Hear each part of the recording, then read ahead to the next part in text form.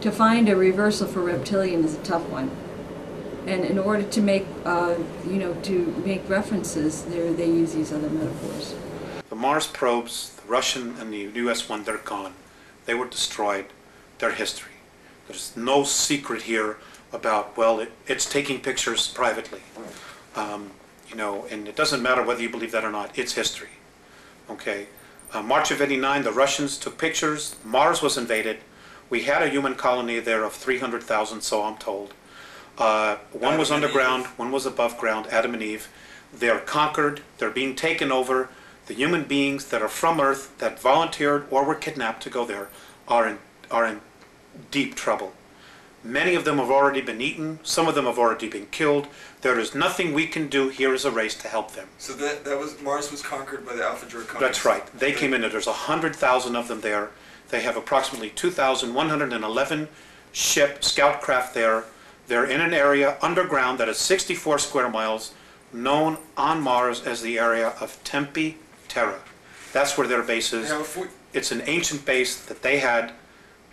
It's over 1 million years old, and the last time it was in full bloom was 317,000 years ago. Now, if we begin to train all our telescopes on that, are we going to be able to see activity going on there? I suppose that we would. I have a feeling that they already are seeing incredible amounts of activity, but they're not allowed to say it. They're just not allowed to say it. Nor, who's going to want to jeopardize going to jail, being ridiculed, being fired, giving up everything they have to come up and say, well, I'm an astronomer, and I was looking at Mars, and I saw alien craft, and I know there's a base there, and it's being conquered by reptilian aliens.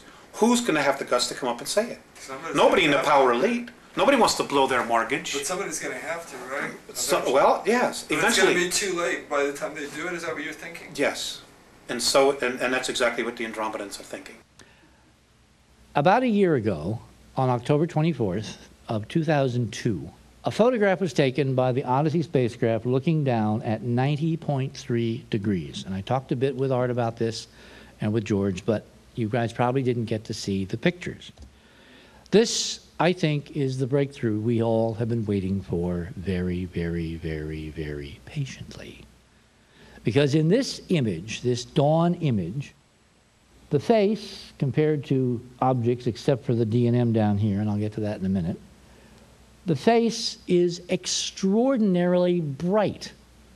Now, why is this anomalous? Why does this kind of flag our attention? Well, the amount of brightness, if you actually do a simple gamma adjust, in other words, you basically just turn down the brightness in the computer, which we've done in a series of steps here. That's what each of these images represents. If you turn down the brightness and you accept the literature value for the reflectivity of the Martian surface at Cydonia of around 20%, it turns out that the face is over 99% reflective on the eastern side. Furthermore, there is an astonishing geometry visible on the eastern side, which if you tilt your head a little bit to the left, like that, you go that way, you'll see it lines up parallel with the center line. I'll show you some other comparisons so you don't have to imagine what's over here in the darkness. When I saw this, here's the comparison. Here's MGS, full face view. Get this, this is not a dawn image. The 90.3 degrees should have been a dead giveaway. It's pre-dawn. The sun is 0.3 of a degree below the horizon. So this brightness on the eastern side is before the sun has risen. Now, the Martian air is 1/100th of the pressure of the air you're breathing. That means, to a first order, its scattering potential, its scattering brightness is 100 times less efficient.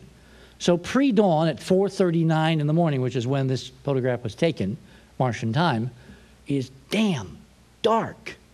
It's dark down there. So how come this is so incredibly bright? It's because it's incredibly reflective. Now, one of the possibilities raised by Christensen at Caltech during the JPL seminar on Mars and missions to Mars and all that this summer suggested very obliquely that maybe this brightness was